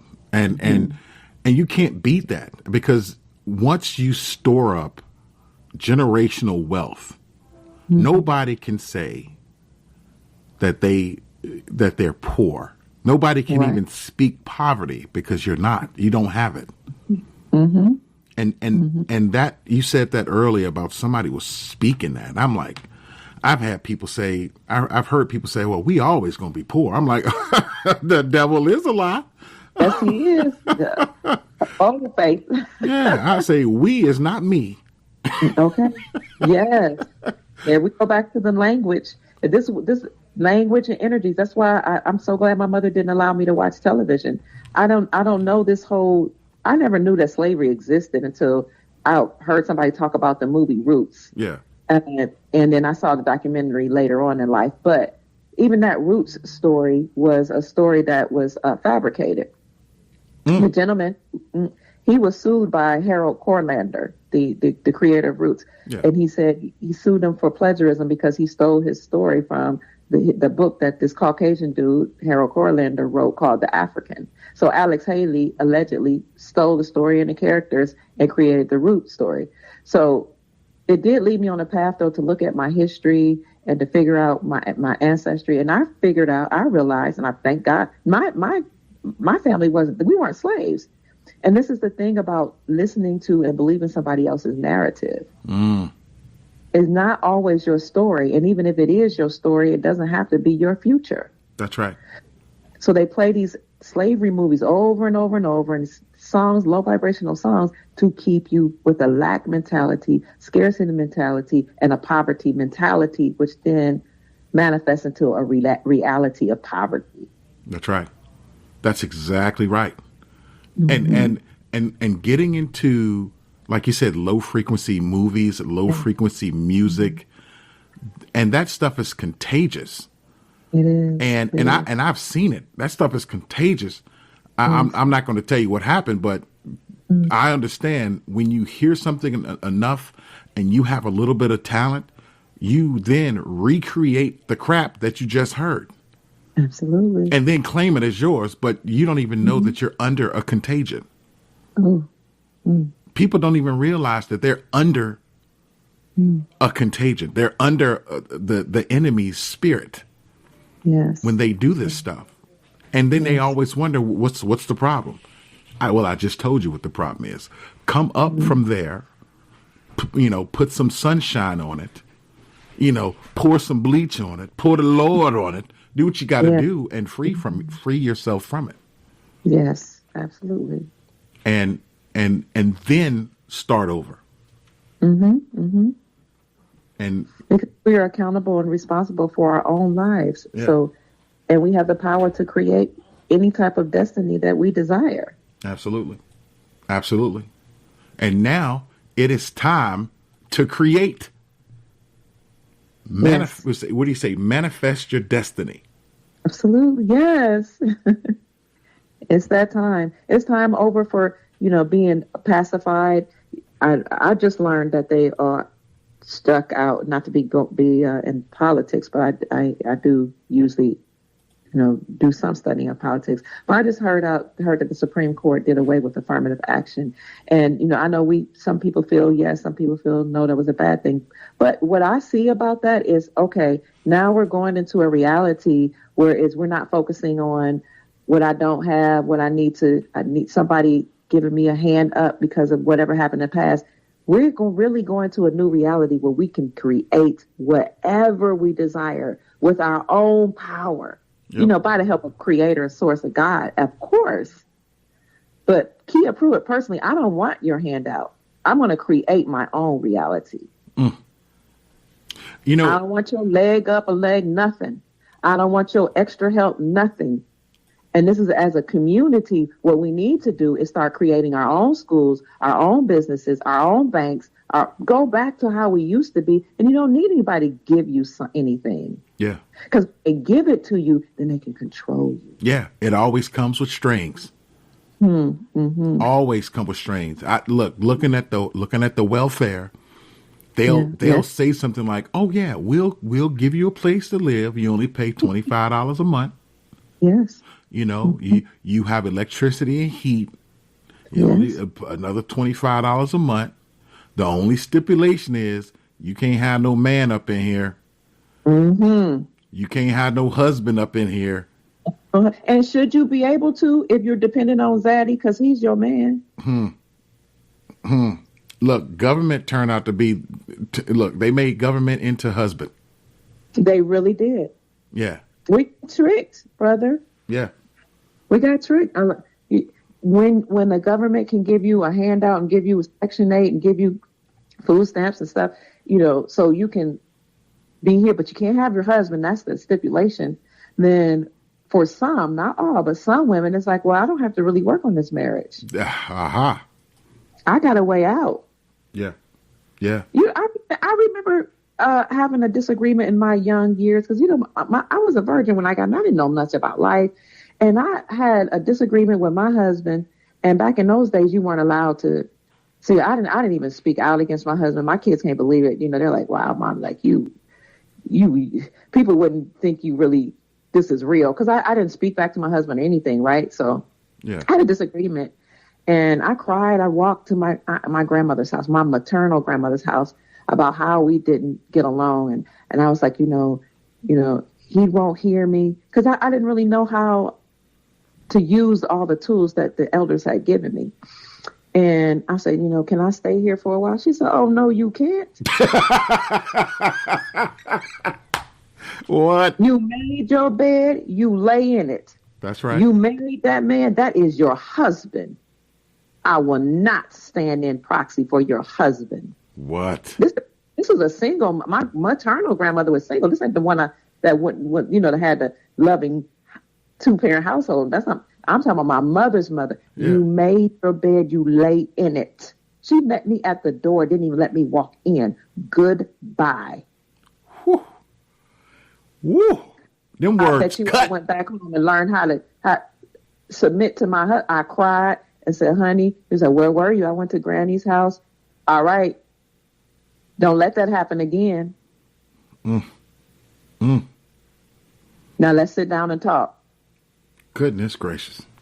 Well, honey, and what I said was, honey, when you said such and such, I can't remember what it was. It really hurt my feelings. It made me, I felt, not you did this, that mean you did that. When you said that, I felt really badly. Yeah. So you have to learn to use I feel statements too. I feel really badly. I felt it really hurt me.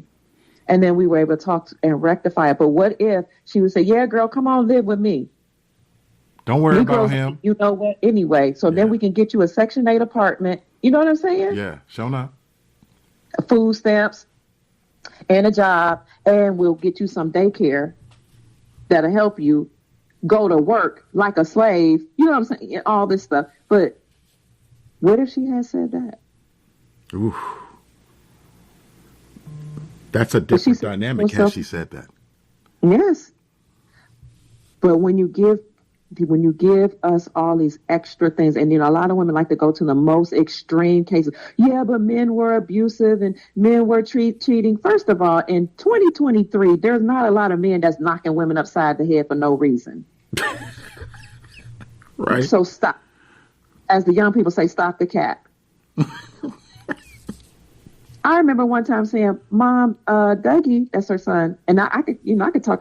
I love Doug. I've been with him since I was a child. So, Mom, Dougie, he raised his voice, or he cracked a joke, because we were kids. He cracked a joke, and then he raised his voice and told me that that's enough. And she said, and then what did you say?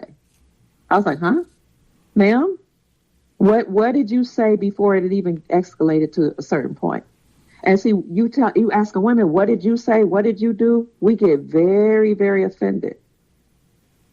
Yeah. But for every action, there's an equal and with an equal reaction. So what I'm trying to say is, men aren't going around just smacking and yanking up women. The way men deal with conflict is, we're gonna go to blows. So when men talk to each other, they already know we're not gonna have this discussion. We're not gonna have an argument, because we're about to start knocking each other out, because men, that's how men are. So it's the same when you're a woman. Men have to kind of contain themselves to, okay, just walk away. But if you keep yelling and screaming and shouting and spitting in his face and following him, and I've seen all kind of things, and smacking him, and he might restrain your tail. The hard way. The hard way. And you're going to learn today that you're not equal to a man. You know what I'm saying? Yeah. We were taught that, but not today. So today we can say, oh, he's abusive because he told me no. He's abusive because he said we're not, they call it financial abuse. You can't spend money on this because we have bills. Today we'll say he's abusive because he said, be quiet. Yeah. He raised his voice. And then we can just go and leave our marriages. And I'm talking even from experience, even when we separated, it was easier. Now, the first time my grandmother said no. The second time, I didn't go to her, but my husband and I just had some issues, and we had to figure out how to work it out. I was a little older, much older, as a matter of fact. But what I'm saying is, you look back in hindsight and say, oh, no, I can't do this because this is the government trying to get me to leave my marriage and not work through it. Yeah. And we could say he abused me. We could say he cheated. But what I learned through experience is that almost everything can be worked through. Yeah. Nobody should be hitting each other. Nobody should be cheating. We all have our things that we cannot tolerate, or will not, I should say. Most things can be worked through. And if they cannot be, at least have a sense of peace because you did all you can. But the government will give you all these opportunities so you can leave your marriage very quickly, which is why 80% of all divorces are initiated by the woman. But you know what? It's that goes back to your strong family values. When that happens, it degrades the family values, and it degrades any potential of generational wealth. It does. You're right. You're right. When you have strong family values and generational wealth, especially combined, you have a strong population of people who are less dependent on government. And when people are less dependent on government, the government has no control. Amen. And the government loves their control. They love it. They love it so much they will create stuff out of fluff just to get control back. Wow. And we could talk about that. That's some I gotta go grab my aluminum tinfoil hat for that one. Wow. Because I'm a big conspiracy guy. At least that's what I'm told. But I get it. I do. Yeah. I get it. And like you said earlier, the government supplements the husband. And so when people tell me, yeah, but the reason why families are split up is because of all these programs, and they took the man out the home, I say yes, but we all have to take accountability. Yep. Because if we keep just saying the government, where's your accountability in that? You didn't have to leave, and you didn't have to accept the handouts, woman. Yeah. So we all played a part in it. Yes, just indeed. Like with the drugs. I understand and overstand that they put drugs in the community. And I know it's hard not to take or experiment if you're going through. So I really get it. I study social science. But you best believe just because you put it out there, I'm not going to try it because I'm accountable and responsible for my own life. That's right. Just because it's there doesn't mean I have to take it. And I'm not going to take it. There's a certain pressure that's always been there, for young people to dibble and dabble and in the curiosity. I mean, everybody goes through it. I went through it. But you know what's so funny? When I was a senior, I think, I had a friend of mine who was going, I was living in Virginia at the time.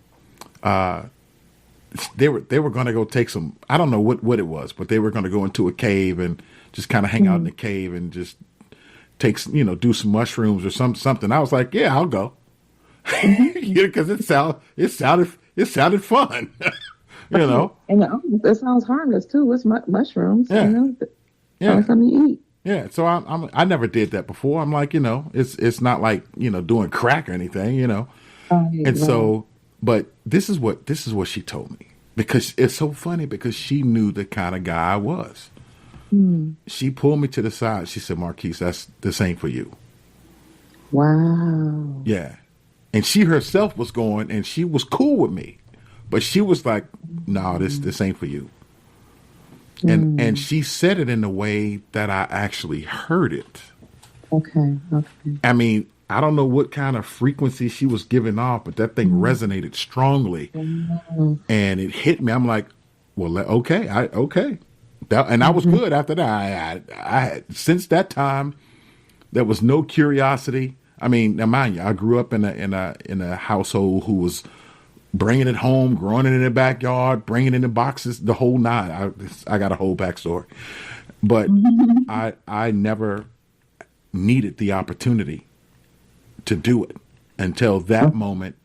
But even at that moment, it's like God sent somebody and be like, nah, this ain't for you. Don't even do it. Wow. But yeah, and now a lot of the stuff is synthetic. I have a friend of mine here who was just smoking weed, but the weed was laced with something. Yes. And it's not the same. Yeah. And it put that knucklehead into the hospital. He almost died. The man almost died. Oh my God. All because he was just wanting to hang out and be one of the boys or whatever that he was trying to do. Yes. And almost took his life. Oh my God. And I talked to my kids about it. I'm like, if you want to try this, there's a right way and a wrong way. That's right. And I say, if you want to try it, you need to grow it. So you'll know what's in it. And if you're going to grow it, you might as well make a business of it. Okay, there you go. But we can't have that here in Indiana. You might have to go to Illinois, because I think it's legal next door. So, right. But right. no, but we are not doing that. That's not the kind of people we are. I've seen these drugs destroy people, and we are not about that life. We're not trying to do that. Right. But if you do it right. Do it right. Yeah, if you do it right. That's why I have an entrepreneur mindset. If you're going to do it, if you're going to smoke weed, grow the weed and grow the best weed and sell the weed legally. That's right. I mean, the government's doing it. They wanted to capitalize on what, some of the things that people were doing to make ends meet. Yeah. They didn't want the everyday person to be able to make money from it. Remember when they used to tell us marijuana was so bad and it's a gateway drug? And I'm not a proponent of marijuana at all, but I remember when they had all these negative things to say about it. Then all of a sudden the government wanted to capitalize on it. And all of a sudden, it serves medicinal purposes. Yeah, what happened? Right. Oh, so you didn't want Leroy down the street to make money. That's what it is. That's what it is. That's all it is. That's all it is. Let us get our hand in it, then it's all good. Don't worry about it. Right. Mm-hmm. Unbelievable. But that's how it Then was. we're in prison over it. Yeah. Mm-hmm. I remember. You remember the egg in the frying pan commercial? Talking about this is your brain on drugs. Yes, yeah, discovering all drugs. Yes. Yeah. I remember.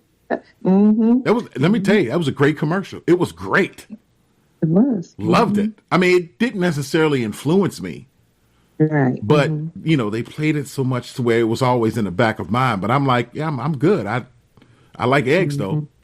You know, Right. by me being a foodie, it was more about the egg frying than anything else.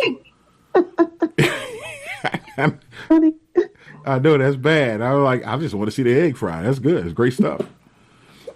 Yeah, but The whole war on drugs they did. It was a whole campaign. yeah, yeah, yeah. When they're the biggest drug dealers ever.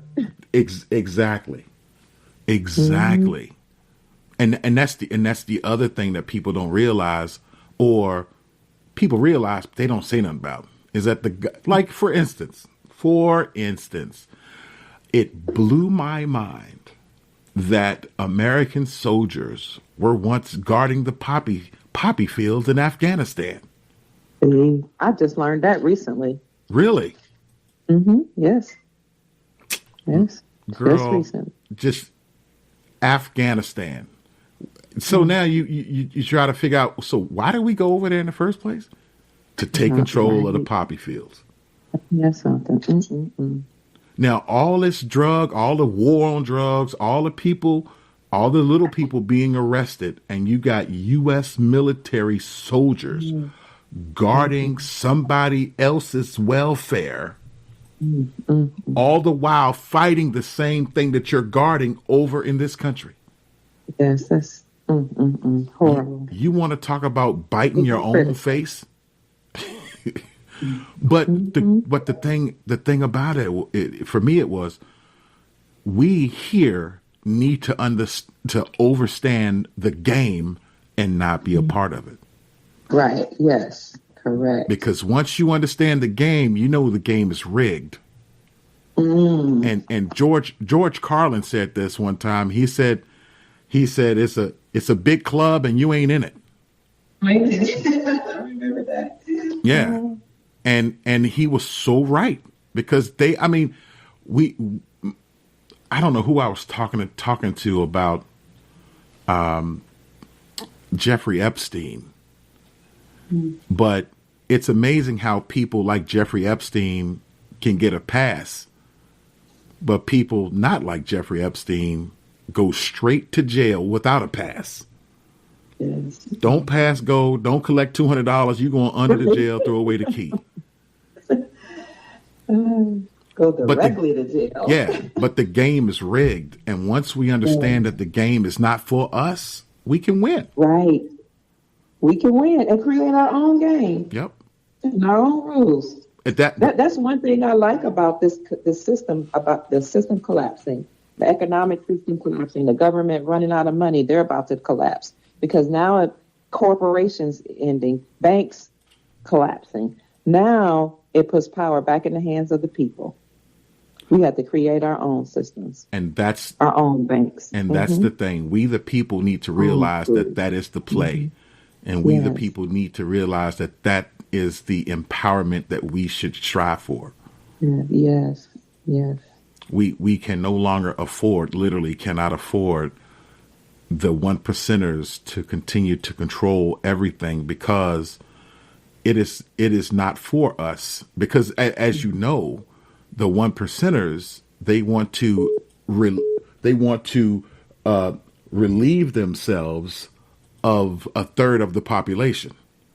Yes. And like your buddy over there said, Bill Gates, what did he say? He can say we can lower the population by vaccinations and healthcare. Yes, he did. He sure did. And if you put that on Facebook, they'll say, "Oh no, no, that's fake news," you know. Yeah. But the man said it out of his mouth, and it's documented. And they tried to scrub the internet, but that's what he said. At the 2012 Bilderberg Depopulation Conference. Yeah, he said it. And you know what's so funny? You are well versed in that. And I know we didn't start the conversation off to talk about the Bilderberg group, but that's where it went. And it's okay. That's okay. That's where it went. But I tell you what, we're gonna have to do more. We gotta have another conversation about that.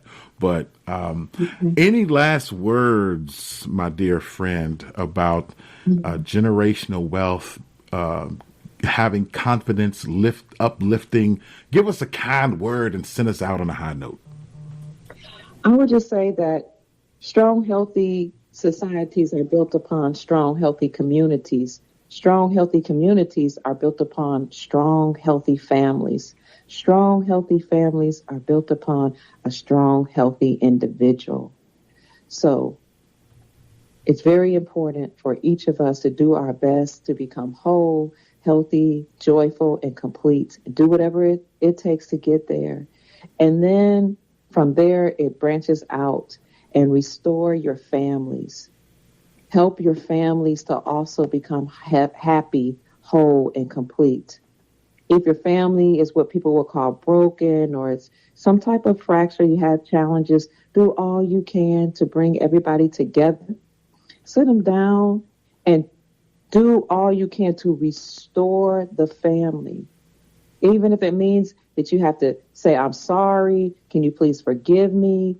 Or, if you're not the person that offended someone, if somebody hurt you, you can let them know how you felt. But the family is so important to restore and to cultivate so that the children and your future generations can be okay. It's not about you per se only. It's not about the other person. It's about the legacy. It's about what you desire to leave to your children and your posterity, meaning your future generations, whether that be values, morals, principles, or wealth. Because oftentimes while we're thinking about tomorrow or a 5-year plan or what we're going to do on the weekend, other people are thinking about what their life is going to look like in the next 100 years. What's my 100-year plan? What's my 1,000-year plan? What's my 5,000-year plan? So my desire is to change the way in which we think. Look into the future and see what it is you desire for your children, your family, and your future generations, and do the work. Because you and your family is going to then touch the community, and you'll be able to branch out and help and heal the community. And then the community then will do the same for the society. Because where we're going, with everything around us collapsing, you're going to need somebody. Jobs are going to end. Listen, there's a breakdown right now in the supply chain that's going on right now. So while we've been feeling empowered and I can do it on my own, I don't need it, and we were doing well, just know that you have companies that can't fill their shelves because there's a supply chain interruption. There are corporations right now that are not operating. We have experiencing massive layoffs. And a lot of people don't notice it's happening right before our eyes. You have banks that are collapsing. I just talked about a list of 50 banks that are closing in California in the next couple months. So with all the bank closings, these banks cannot extend credit to the corporations that are running. So all I'm trying to say is if you have corporations closing, banks failing, no credit, supply chain interruption, we're going to have to learn to depend on each other as a family and on the community. So get yourself in order and established and healthy, and get your family in order and healthy. And then from there, you need to identify who in your community can do what job, who can sew, who can grow food, who can do hair, who can educate the children, who can do whatever, anything you need, fix the shoes, repair shoes, because the government will, as we know it, will cease to exist in the era into which we're going. The government has already said we've reached the debt ceiling. There's nowhere to go. And we've run out of money. We can't pay our debts. So when the government can't pay their debts, welfare is about to end, food stamps is about to end, even Social Security. So get your house in order and restore your family for the sake of yourself, for the sake of family, for the sake of your future generations, for the sake of legacy. Because everybody is depending on you and what decision you make today. That's my overall message. Let's get the family back together and help each other. Fantastic. Love on each other, support each other, because we need each other. Fantastic. That, y'all, is Dr. Kia Pruitt. And if you don't know, now you know. You know. That's right. You know. You got a website I love for people. You all. You got a website for people to reach out to you? I don't have my personal website up right now, but they can find me on Facebook at Dr. Kia Pruitt. They can find me on Twitter. You can type in Dr. Kia Pruitt, or you can type in Sister Counselor on Twitter. I am also on Truth Social and Telegram as Dr. Kia Pruitt. And I have a Rumble channel. So if you go to rumble.com, you'll be able to see my videos on politics, geopolitics, economics, family values, and a plethora of other things. So go to rumble.com, type in Dr. Kia Pruitt. You can find me there. And if you're interested in silver or gold, you can contact us. Send an email to info, at Miles Franklin, that's MILESFRANKLIN.com. And, ask for some silver and gold. Let them know that Dr. Kia Pruitt referred you, and you will get the best prices in the industry, guaranteed. All right. That's Dr. Kia Pruitt, who was discussing family values and generational wealth, along with a few other items. Definitely go back and listen, as we had a pretty nice conversation. Again, Dr. Kia, thank you for being on the show. You take care. You stay blessed, and we hope to have you again on Fireback Radio sooner than later. And this is Brother Marquise, and we are out of here. Firebackradio.com.